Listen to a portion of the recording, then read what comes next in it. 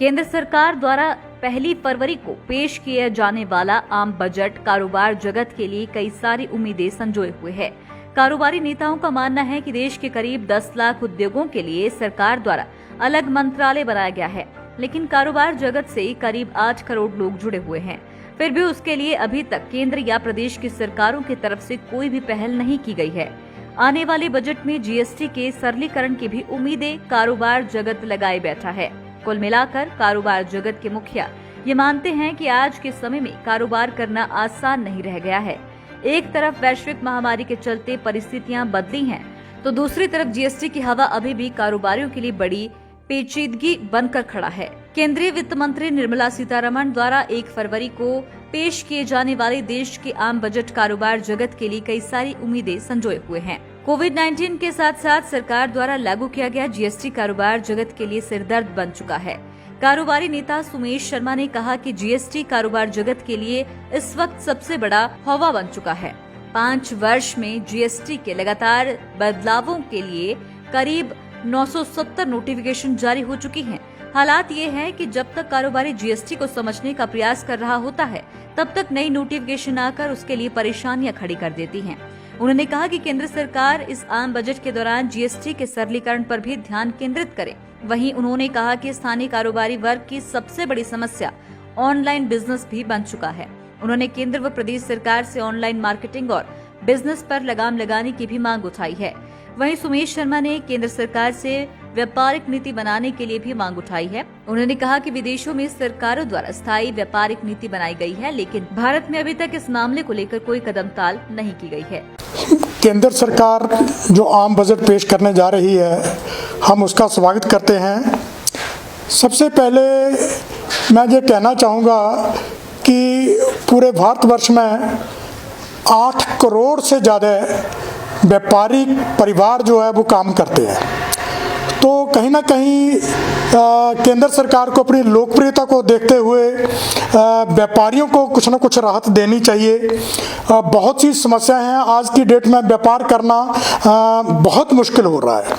हमारे माननीय प्रधानमंत्री जी बाहर के देशों में जाकर के इन्वेस्ट के लिए लोगों को बोलते हैं, तो बहुत अच्छा कदम है। लेकिन अगर जो जहाँ पर बैठे व्यापारी हैं, अगर उनसे भी उनका भी दुख दर्द सुना जाए, उनको भी थोड़ा समझा जाए, तो बहुत ज़्यादा अच्छा होगा।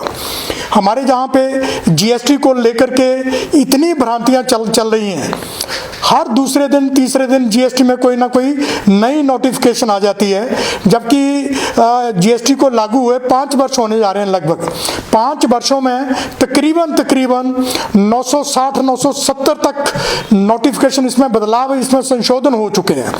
इसमें व्यापारियों को अभी तक भी समझ नहीं आ रहा है कि जीएसटी है क्या। यही हाल हमारे कर्मचारियों का है। हम ये चाहेंगे, सरकार से आग्रह करते हैं कि जीएसटी को जितना सिंप्लीफाई हो सके बनाना चाहिए और फ्रेंडली बनाना चाहिए, जिसमें हर कोई, चाहे वो व्यापारी है चाहे कोई आम जनता या ग्राहक है, जीएसटी से महंगाई के ऊपर भी बहुत फर्क पड़ रहा है। दूसरा, बहुत सी दिक्कत आ रही है ऑनलाइन को चल के। ऑनलाइन के चलते जो व्यापारियों का व्यापार बहुत प्रभावित हो रहा है, सरकार को सोचना चाहिए इसके बारे में। तीसरा, मेनली मैं ये कहना चाहूँगा कि व्यापारियों के लिए एक स्पेशल व्यापारिक नीति एक अलग बनानी चाहिए।